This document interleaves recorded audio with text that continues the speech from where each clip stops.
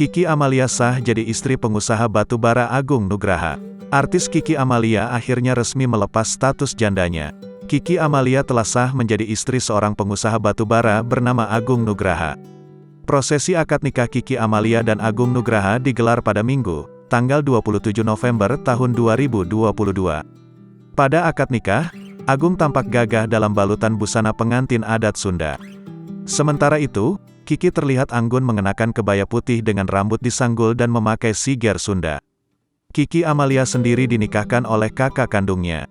Ia mendapatkan mas kawin berupa seperangkat alat sholat dan logam mulia 50 gram. Selama proses ijab kabul, Agung Nugraha tidak ditemani oleh Kiki. Terlihat Agung menjabat tangan kakak Kiki Amalia untuk melakukan ijab kabul. Akad nikah pun berjalan dengan lancar. Agung Nugraha berhasil mengucapkan ijab kabul dalam satu tarikan nafas. Setelah ijab selesai, Kiki Amalia baru memasuki ruangan akad nikah. Kiki langsung menemui sang suami dan mereka saling bertatap dengan ekspresi bahagia. Sebelumnya, Agung Nugraha telah melamar Kiki Amalia pada tanggal 16 Oktober tahun 2022.